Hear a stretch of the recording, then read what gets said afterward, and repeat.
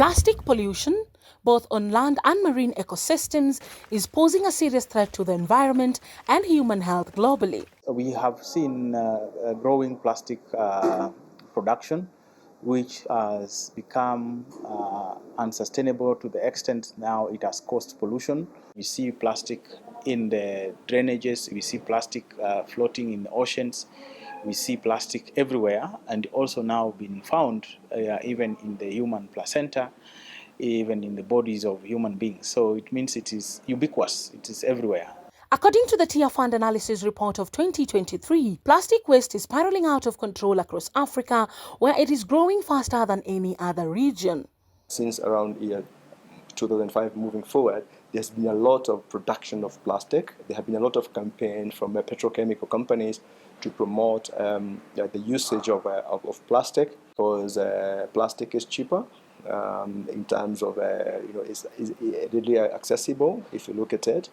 Its effects on marine ecosystem is even worse, from entanglement and ingestion by marine species to the disruption of food chains.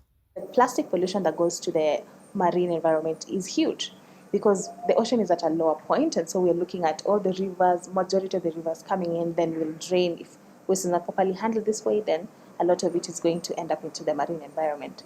And in that context, we can imagine, because plastic does not biodegrade naturally in the environment, then it means, or it takes a long time, therefore it means that it breaks down into very small particles, and these particles are eaten by fish. And we love fish. It's a very nutritious source of protein, and when we eat that, therefore we eat the small plastics that are found in fish. And so this is very concerning in terms of the impacts of plastics. In the absence of global rules and regulations, people living in developing countries and the waste makers bear the biggest brunt of plastic pollution. Plastic inatudhurungi sana kimaisha. So kama siwe speaker, kama mimi wa kwanza, siezangi kumaliza miezi 2 kama sija visit a doctor juu ya kifua.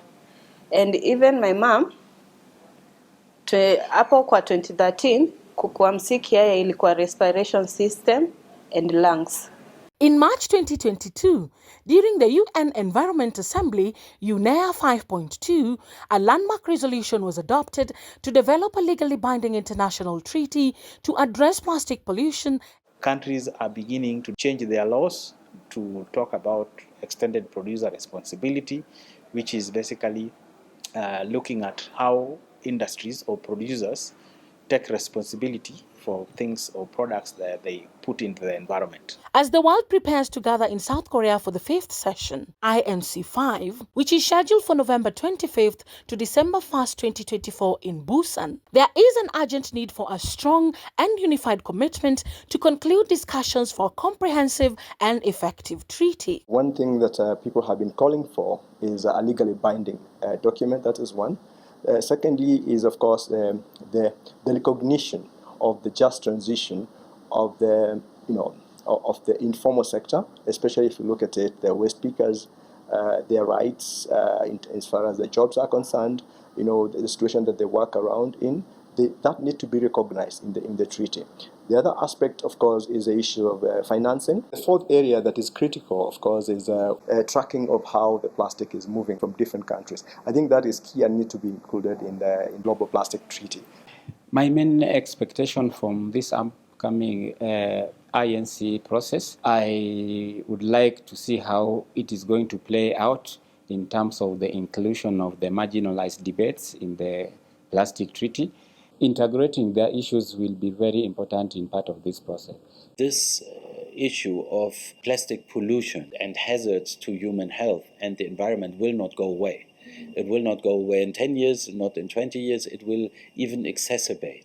So for young people, it is very important to take this up, to call on the Kenyan government to have a firm stand in the negotiations, and to relay other states on the continent with same and similar interests behind them, and form a strong bloc on the international negotiations.